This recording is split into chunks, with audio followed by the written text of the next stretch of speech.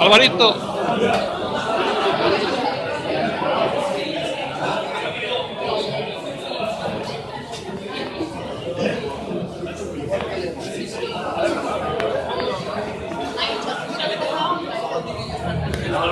Hace unos años, creo que era un poco fuerte, levantaba unas piedras un poco grandes. Eso ya es historia, ahora me dedico a tomar Danacol. Pero de alguna manera han sido 41 años de mi vida levantando las piedras. Como resumen puedo decir que ha merecido la pena. Y tenía una ilusión de agradecer a la piedra todo lo que me estaba dando. Para entender peruano hay una frase, bihotzean jaio, buruan hasi eta eskuekin landu. Bihotzean jaio, nace un sentimiento, y con ese sentimiento empiezas a darle vueltas al tema, qué podría hacer por la piedra, hasta que hace 12 años se inicia una aventura. Ese caserío, que por cierto tiene 300 años, y ese camino de subida tiene 50, lo que quiere decir es que las gentes que vivían aquí tenían que subir y bajar al pueblo andando. Llega a la era industrial, una vida más cómoda, y las gentes van a vivir al pueblo y algunos caseríos quedan vacíos. Este era uno de ellos. Yo lo compré hace 30 años para la ganadería, mi profesión es la de carnicero y ganadero. Vuelvo a repetir, en ese camino, tal y como estaba antes, cuando yo lo compré tenía que echar cemento en polvo para que el camión del pienso subiese. Ahora ya se ha cambiado la cosa. Bueno, pues en un momento decidimos, vamos a hacer en nuestro caserío un levantador de piedras. Un levantador de piedras. Nunca habíamos hecho una escultura, no sabíamos cómo se hacía, no teníamos medios, únicamente el tractor que utilizamos para los trabajos del caserío, y esa fue un poquito la aventura. Empezamos a hacerlo, luego os pondré las fotografías de la manera que estuvimos haciéndolo, pero tengo que deciros que el caserío nos ha dado cosas muy bonitas. Tenemos una cueva a escasos 80 metros del caserío, encontramos una hacha de piedra pequeñita del Neolítico, de hace 5.000 años, y empiezas a soñar. Hace 5.000 años aquí había unas personas que intentaban sobrevivir en la naturaleza haciendo herramientas de piedra y demás, ¿no? Bueno, esto es un lugar de piedras. Es la casa de un levantador. Yo tengo aquí una serie de piedras y a todos los que pasen por esa puerta, a nadie le obligo, pero a todos invito si a alguien le apetece probar a levantarlo. O sea que si no alguien no se anima, yo le diré la manera de hacerlo. Tenemos piedras de distintos pesos, una pequeñita de 4 kilos, hasta esta de 100, y ya con estas prácticamente pruebo la fuerza de casi todos los que pasan por aquí. Con la de 100 ya la miro bastante bien. O sea que, como veo que hay borroscos, y no mira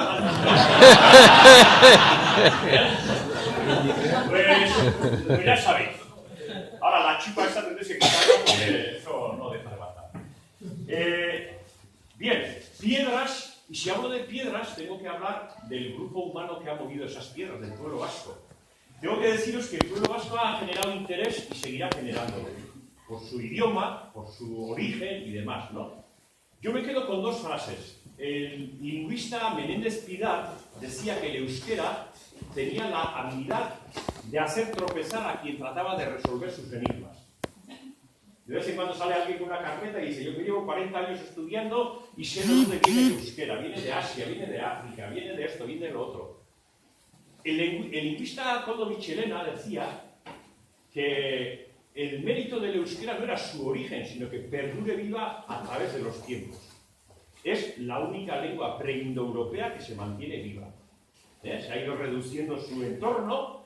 En tiempos de los romanos, hace 2000 años, hay documentación de que llegaba hasta Burdeos, Zaragoza, zona la Bureba de Burgos, La Rioja y demás, ¿no? Se ha ido reduciendo, pero pienso que es una riqueza enorme, la última lengua viva de la vieja Europa, por lo cual en ese sentido el pueblo vasco se podría decir que es pues, el último pueblo indígena. Bien, y mitos. Mitos hay en todas partes y aquí también, y se han hecho mitos con la piedra.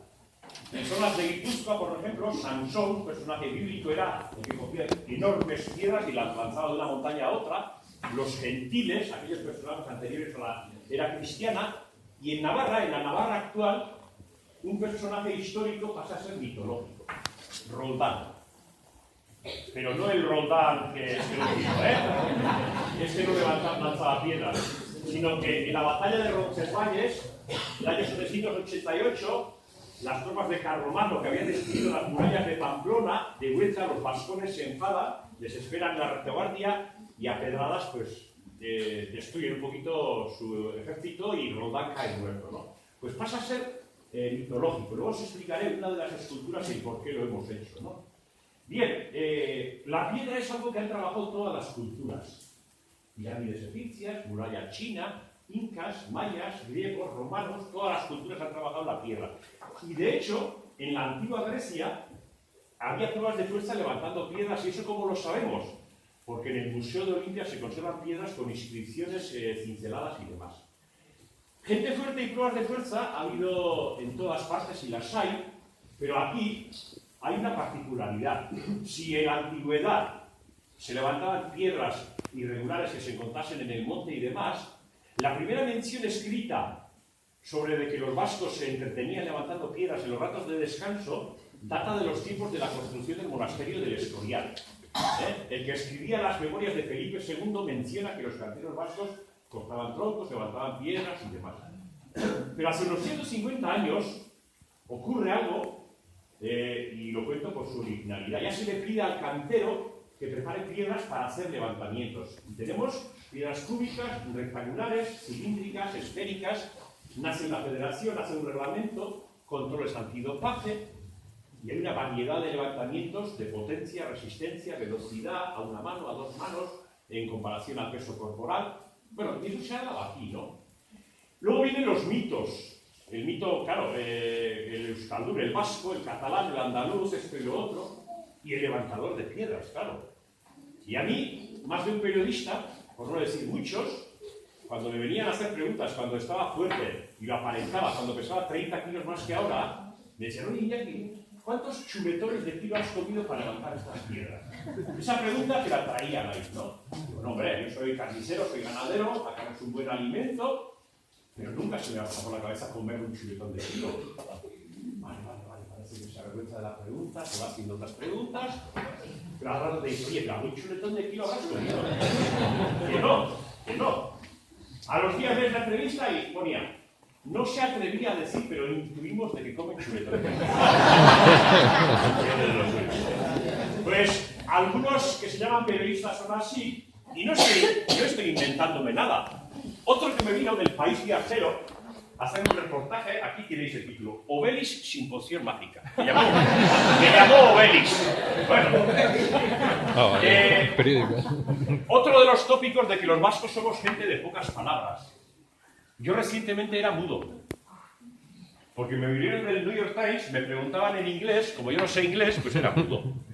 Pues un poquito pasaba lo mismo a aquellas gentes que hace 100 años, a lo mejor, habían concertado una prueba de cortar troncos, de levantar piedras, y de un periódico le decían a un periodista, oye, tienes que ir a tal pueblo, a tal caserío, y tienes que hacer unas preguntas a un chico. Claro, venían en un lenguaje que no era el del deportista, y decía, gente de pocas palabras. Pues lo mismo el periodista si le empiezan a preguntar en un lenguaje que no lo sabe, ¿no? Por eso ahí están unos tópicos, pero yo tengo que deciros que por encima de esos tópicos, aquí ha habido una realidad deportiva. La gente que ha vivido en el caserío, que ha trabajado en el bosque, en la cantera, segando hierba, talando árboles, digo, yo, sobre todo aquí a los niños que vienen ahora de unas generaciones posteriores, pues que empieza a contar esas cosas y me dicen, este viejo ya empieza a meterme la chapa y tal, ¿no? Pues tengo que decir que la vida giraba alrededor del fuego. Sin fuego no había luz, sin fuego no había calor. Pero el día de verano de más calor había que encender fuego para hacer el puchero. Pero sin madera no había fuego. Claro, hoy en día, cuando vamos de turismo rural, nos ponen una calefacción, un fogón, la botellita de pacharán, la partida al mus, y ¡oh, qué bien se vive en el campo! Pues no se vivía tan bien. Porque hoy en día, con la motosierra, el tractor, el camión, se trae la madera muy fácil, pero antes las familias con un burrito pequeño, con un hacha, iban al monte, traían un poco de madera y el fuego la devoraba. Así era un poquito la vida, ¿no? Bueno, pues yo con esos sentimientos trato de contar esa historia de la vida del caserío y de las gentes que han tenido que sobrevivir. Aquí de una manera y en otras zonas de otra manera. Pero la gente ha tenido que sobrevivir y de ese trabajo, tengo que decir, en honor a la verdad, que se han hecho auténticas gestas deportivas. Aquellas gentes que comían lo que daba el caserío. Claro, hoy en día alguien empieza a hacer deporte y primero revisión médica, lactato, pulsómetro, análisis de sangre, preparador físico, médico, centro deportivo, polideportivo. Tenemos de todo. Entonces no. Entonces era la vida diaria, se levantaba la gente y no tenían colesterol porque se pasaban todo el día haciendo ejercicio, mataban un cerdito y 15 de la familia le estaban mirando al cerdo a ver de dónde empezamos a comerle a este. ¿Cómo iban a tener colesterol? Se pasaban la vida haciendo ejercicio, ¿no? Y luego ese ejercicio que hacían en la vida diaria, pues a lo mejor en invierno, cuando caía una nevada y no se podía trabajar en el bosque, decían, bueno, te acuesto, y bajaban a la tasca con una botella de vino a merendar, ya se sentían fuertes y te acuesto a cortar 20 troncos, o a levantar esa piedra 100 veces y demás. Pero en honor a la verdad, se han hecho auténticas gestas deportivas. Claro, hoy en el corte de troncos, hachas australianas, pues hubo uno que hizo una apuesta a fabricarse el hacha él mismo y con el hacha que fabricaba cortar un tronco de 2,50 de circunferencia para el mediodía. Bueno, aquí los escolares hasta hace muy poquito, y no miro a nadie, las hachas se fabricaban aquí mismo. Tu padre, mi tío, eran fabricantes de hachas en plan artesanal. Y para fabricar un hacha a martillazo limpio, dándole forma al hierro, se hacían hachas artesanales. Hoy en día no sé si habrá alguno todavía, vea prácticamente, porque es que eso no es ni viable ni lógico que se ponga con un mazo, pero así lo hacían, ¿no? Las hachas de liza en ese sentido pues ya han sido conocidas, pues los aizkonaris cortaban con esas hachas. Hoy te vienen de un sitio o de otro, no, hay una progresión, la historia ha cambiado un poquito, y yo por eso, porque ha cambiado un poco la historia, me gusta contar esa realidad, ¿no? Bueno, pues hablo un poquito de esas cosas, de la vida del caserío, y claro, alguien puede pensar, joder, este me está contando una historia, pero no le veo pintas de levantar piedras muy grandes ya tal y como está. Pues por eso yo pongo un vídeo pequeñito, donde se ven las piedras grandes que yo levanté cuando estaba en plenitud, cómo en nuestra casa los niños pequeños, los hijos, jugaban con la piedra, cómo esos trabajos se convierten en actividad deportiva y demás. Entonces, vemos un vídeo cortito, de unas imágenes un poco antiguas, y con eso y con lo que os he dicho, creo que vais a entender un poquito mejor Perú. ¿Os parece? Venga, es que ricasco. Vale. Porque hay dichos de menos da una piedra. Ya os imagináis la historia de la humanidad sin la piedra. Aquel hombre prehistórico, herramientas de piedra. Se cobijaba en la cueva. Edificaciones, cualquier otra cosa en piedra. Allá donde vayas, pues el otro día se me ocurrió ir a ver el castillo de Peñafiel y estaba lleno de moteros y piedras, ¿no? Había dos cosas. Bueno, yo os pregunto, ¿alguien cree que se puede hacer música con la piedra? Sí, ¿verdad? Ven aquí. Por hablar. Bueno, ahí tienes unas cuantas piedras y a ver qué melodía nos haces. Sí, ven aquí. Bueno, aquí tenemos 4 rosas. 4 rosas. Como el xilófono.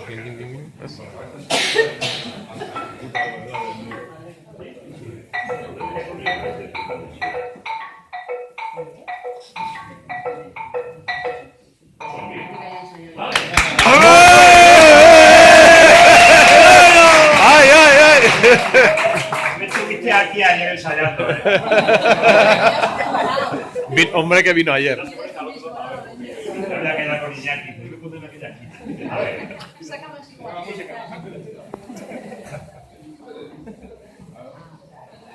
Estas son imágenes bastante antiguas. Donde veis la naturaleza, el fuego, unas gentes. En la cara, donde va la vista de la piedra, al agujerito del ojo, fijaros cómo me doblo hacia atrás, porque cuanto más me doble, pues se consigue darle un impulso mayor a la piedra. Son leyes físicas que el levantador maneja por intuición, ¿no? El volumen de abarcar la piedra. Buscar la densidad de una piedra más pesada para que en poco volumen tenga más peso.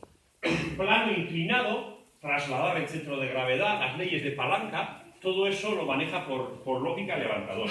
Y luego fijaros que en esa postura la zona lumbar está soportando un kilaje enorme, una postura muy cómoda. Esto es el ropaje del levantador, esas fajas que la gente del campo, cógela un poquito por la punta para que veamos la longitud, es una faja de unos 13-14 metros, que se hace hundiendo distintas fajas, hay que tensarla muy bien en la cintura, ¿la veis? Es una faja muy larga.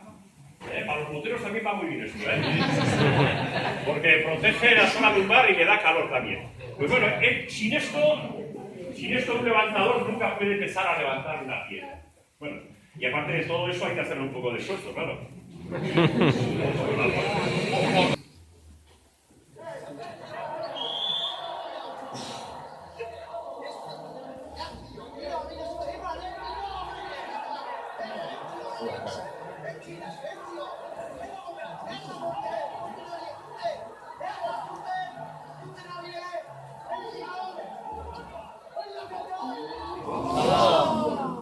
Bueno, pues habéis visto lo que ha pasado, a veces ocurren estas cosas, el levantador trata de dar el mayor impulso posible para nivelarlo, la piedra se desequilibra, cae, la alzada no es válida, por suerte en este caso al menos no cogió daño, pero fijaros cómo quedó la piedra. No, se partió del impacto y quedó así.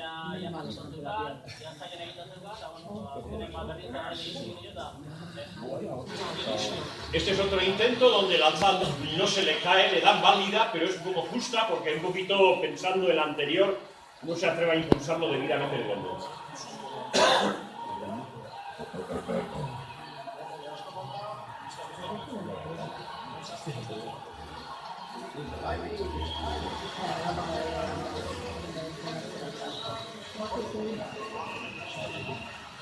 El problema que tiene Ignacio es que mide 1,95 m y para levantar la piedra hasta esa altura pues tiene un trabajo añadido. Eso sí, aún está lejos del récord absoluto que estableció su padre Iñaki al levantar 267 kilos con una sola mano. Ignacio, que en febrero entró en el selecto y reducido club de los Carrijasechayes de levantar 300 kilos, pretende ahora levantar la rectangular de 303 kilos antes de que finalice el año. Bueno, ya para terminar el vídeo, unas fotografías de cómo se hizo. Sí. Unas fotografías de cómo se hizo la escultura haciendo un agujero en el monte. Está hecha de hierro, piedra y hormigón. Vuelvo a repetir que nunca hicimos una cosa así. Ignacio aprende a soldar el hierro. Yo le indicaba más o menos cómo colocar unas barras. La única herramienta que teníamos era el tractor de casa. No teníamos una grúa, por lo cual rellenábamos de tierra y íbamos subiendo el tractor encima de ella. Ya veis con qué medios de seguridad. Pues estuvimos trabajando de esa manera, pero la figura ya se terminó. Han venido otras figuras. En este momento estoy haciendo unas pinturas sobre mitología y con todo ello lo que trato es de, pues bueno, reflejar en un escenario esa... Pues ya con esto...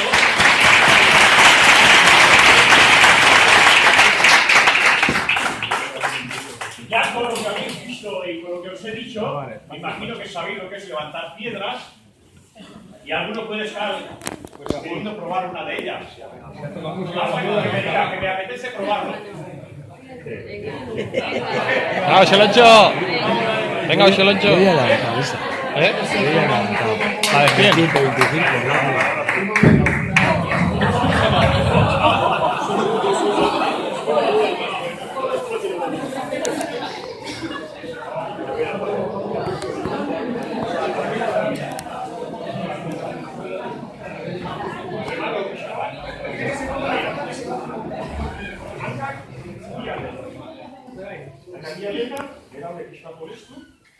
Vertikala ikusita, eskuak sartuarrian nazti. Ekarri izan gainera, eskuak bultzatu, eta gorputzaren kontra.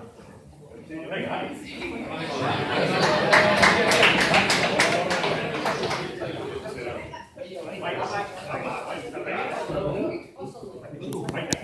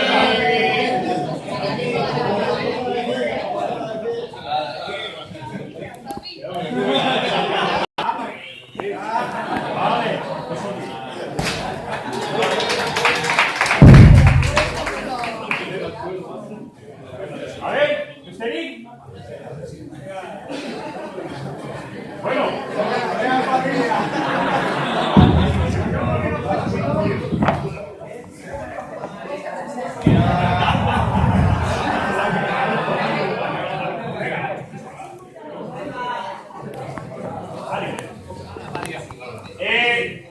50, 68, 100. Con esto probamos a todo.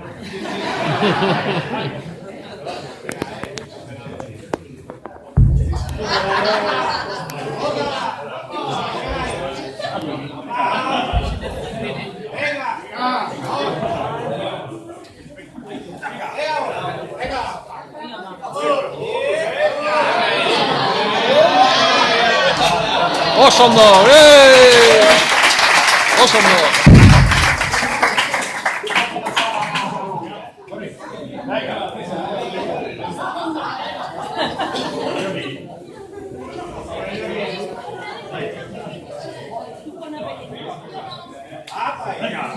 Oye, ¿qué tal?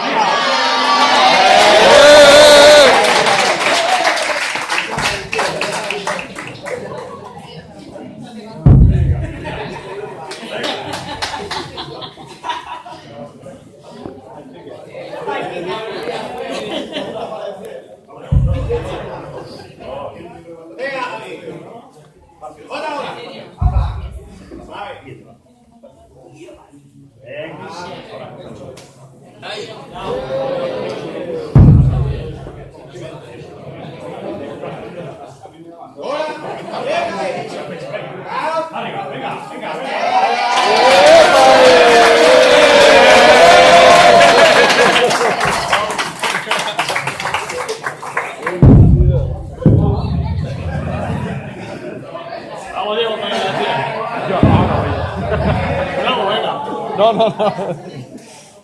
Vamos a ver. Esta es la que habéis visto con la cual realizaba los tiros al cuello y está más pulida porque si no, al ser áspera, pues me podría ser herida. Luego, cuando subáis a la primera planta, si queréis observar, a la par de las piedras esféricas hay una fotografía donde tengo todo el pelo gastado de realizar los tiros al cuello. Venga, Antonio Botellas. Venga.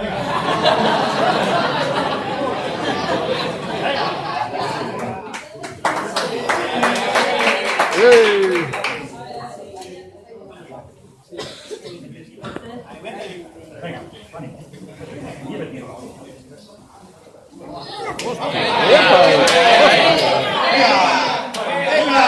Venga.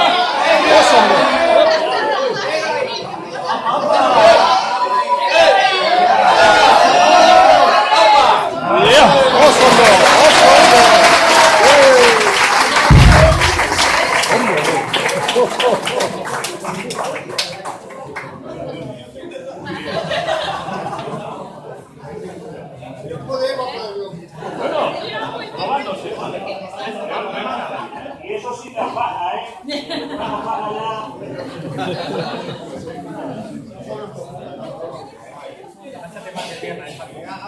Vete bien la mano. Venga, José Ra. Bueno. Vamos a ver.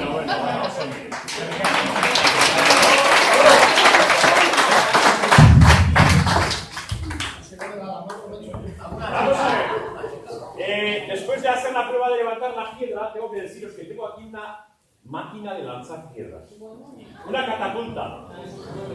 He visto en muchos castillos fotografías, dibujos sobre catapultas.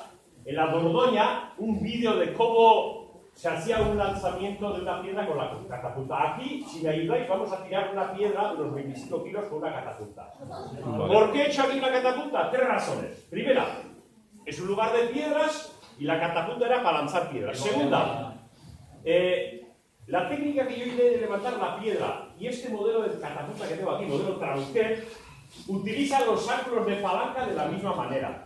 Y la tercera razón, en un momento pensé, hombre, pues a la gente le podría gustar un lanzamiento con la catapulta. Creo que acerté. Vámonos para afuera, venga.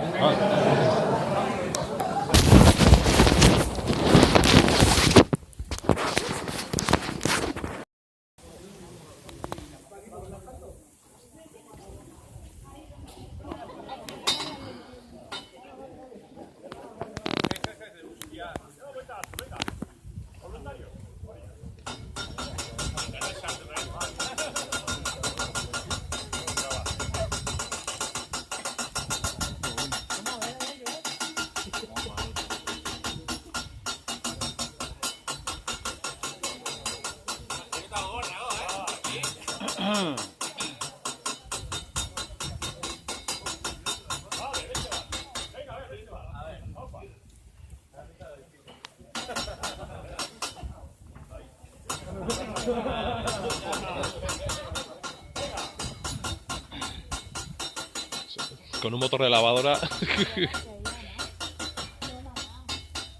Qué flojos son estos guipuchis. Aquí otra gorra, guau.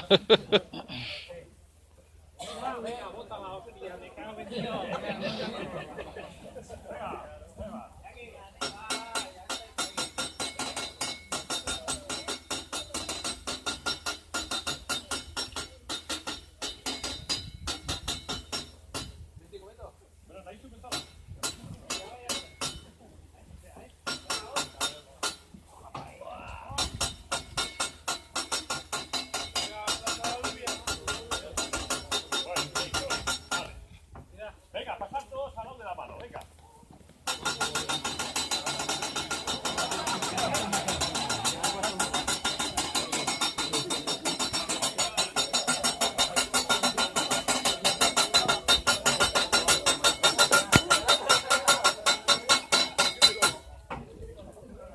Más no, ¿eh?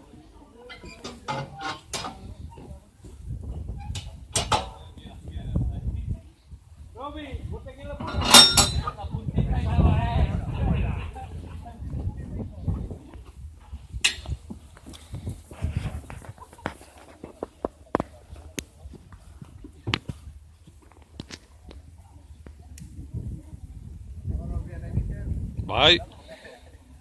Quiero repasar, ¿eh? Bye.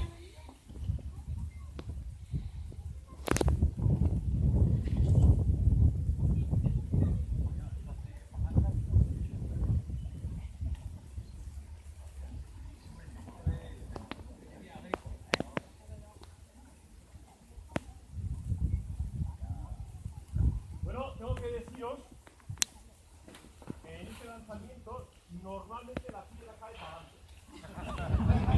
Por lo cual os quiero ver a la línea de la mano. Andy, ¿cómo esto va a hacer? Esto mayormente sopla para aquí. Tenemos un contrapeso de 200 kilos. No, de un golpe suelto. La barra, el contrapeso tira para abajo, el brazo se endereza y haciendo arco la piedra sale para adelante. Tener en cuenta que en el medievo los castillos eran hechos con piedras sueltas sin hormigón. Fijaros el impacto que puede producir esta piedra cuando llegue a un muro de piedra. A ver. Yo, pat, y esta. ¡Las motos! ¡Bomba! Una vez me da. Oh, Dios.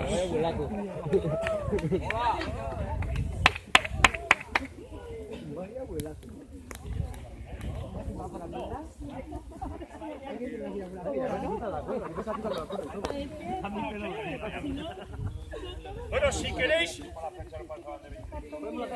ahora haceros a la idea, un bolo de estos, a la velocidad que va, tener en cuenta que la gente estaba en un castillo, nadie podía entrar, estaban súper seguros, pero se acerca con una catapulta, tienen todo el tiempo del mundo, van tirando una piedra, la recogen, hacen otra. Hay documentación sobre catapultas que para manejarlas estaban trabajando 60 soldados. Tenían todo el tiempo del mundo, tiro tras tiro. Vamos a hacer un pequeño paseo, venga, a seguirme.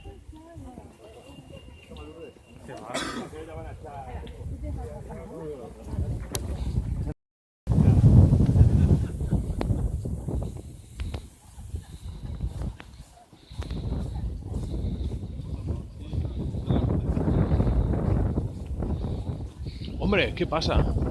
Que nos hemos visto en muchos sitios, joder. ¿Qué tal? Nos hemos visto... Cuando te he visto con la moto te he saludado, pero no me conocerías con el casco y eso. No, ¿qué moto traías? Una GS, una R100 GS. Azul y blanca.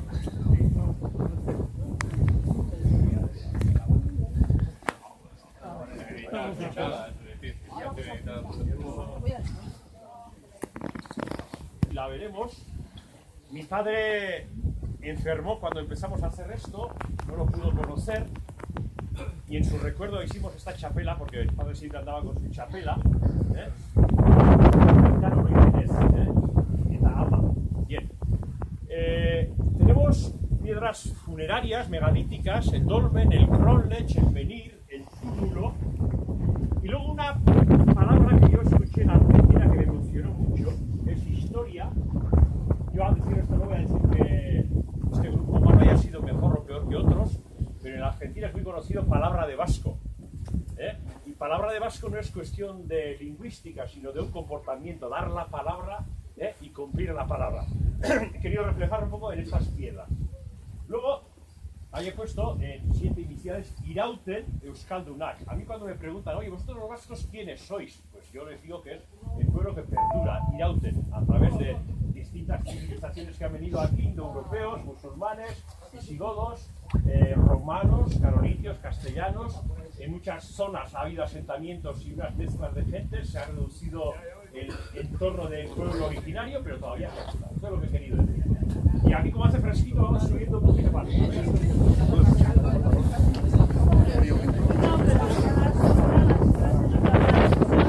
calienta.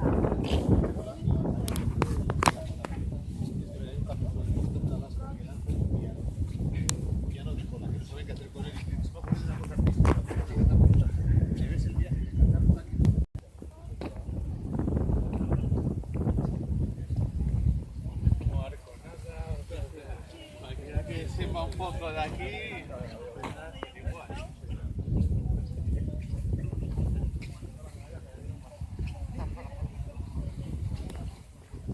Es desconocido, es el último mariscal del reino en los tiempos de la conquista de Navarra por Castilla de 1512.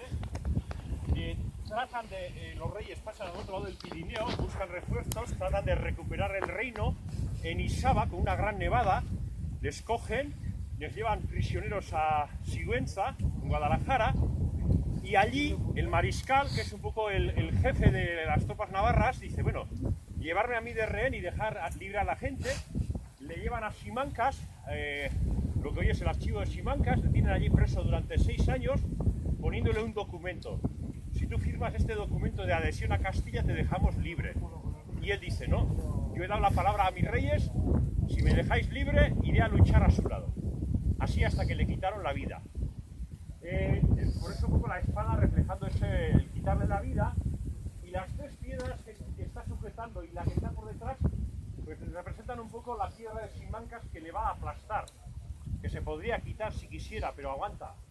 Y las otras 3 piedras son de que su hijo y los hermanos de San Francisco están luchando para recuperar la batalla de Noain, Amayur y Hondarribia. Más en cola.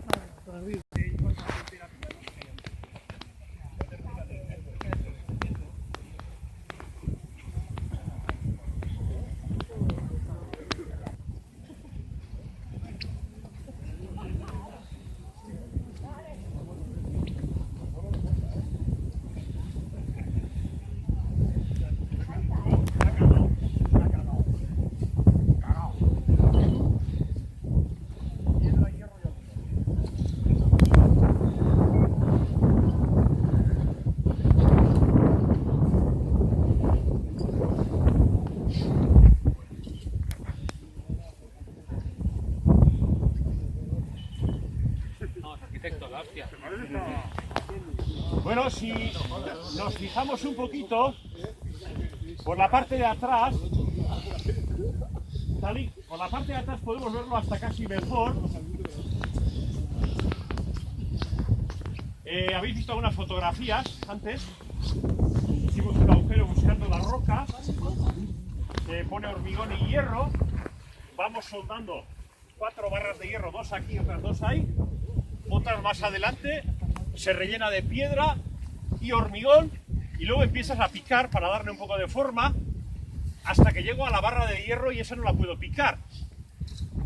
Me vino muy bien porque está un poco el tendón de la rodilla, ¿no? Sí. Que sale con la barra de hierro. Deciros que aquí cuando empezamos a hacer esto no teníamos ni un plano, ni sabíamos qué figura iba a salir, ni qué medidas iba a tener, ni qué piedra iba a tener ni en el hombro, ni en el pecho, ni nada. Bueno, se partió y poco a poco, pues mentalmente podría ser así, hasta que terminamos haciendo esto. Os he dicho que yo, en una zona boscosa que quería levantar piedras, no conocía levantadores, y cae en mis manos un libro de juegos y deportes vascos donde encuentro fotografías antiguas de levantadores y paso horas y horas y horas observando esas fotografías y en cierta medida aprendí mirándolas. Aquí tenéis los dibujos que he hecho de aquellas fotografías. ¿Veis?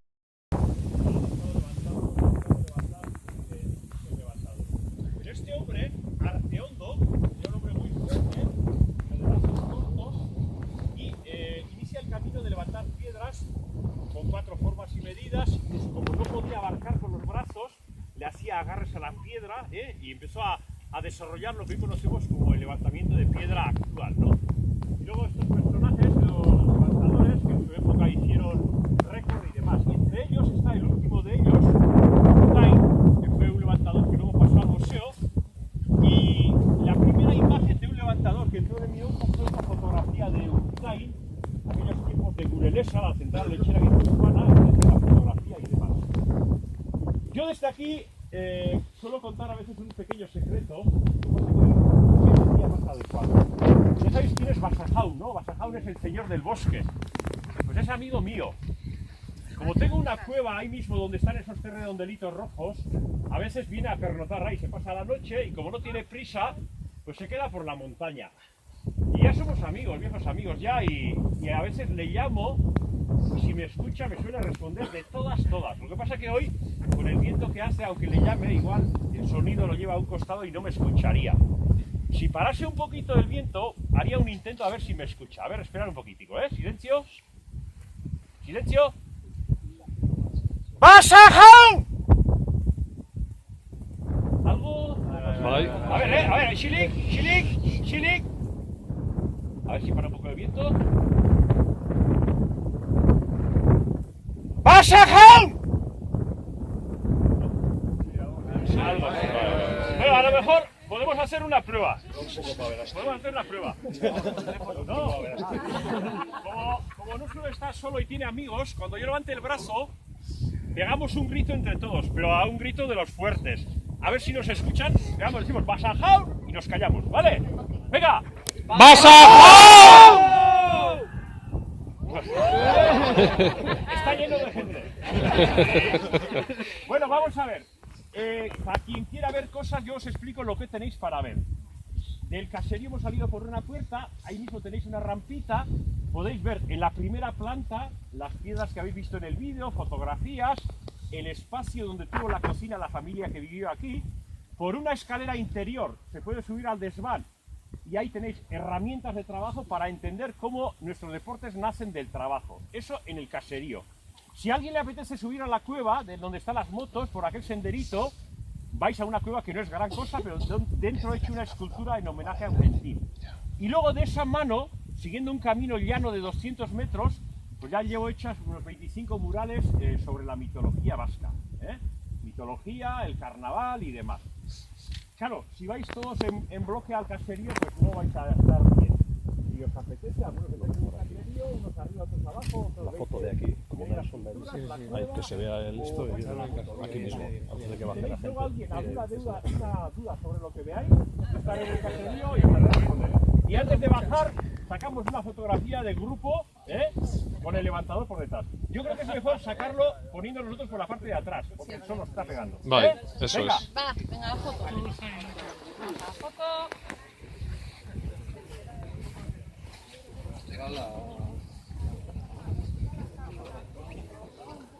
Bueno, un poco accidentada la visita, pero bueno.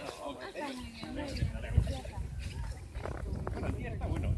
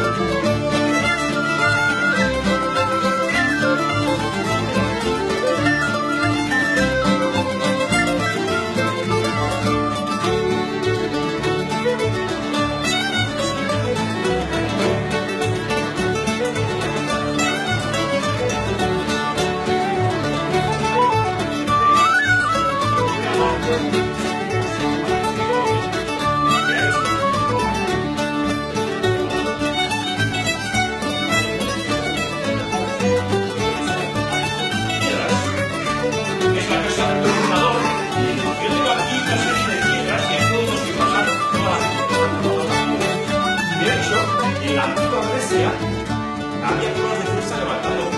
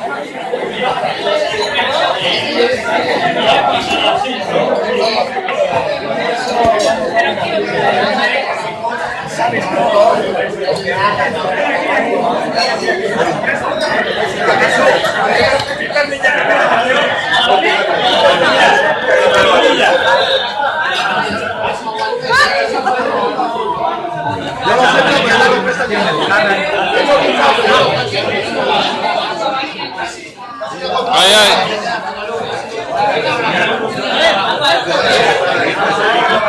Sí. tremenda. Le da mucha, le da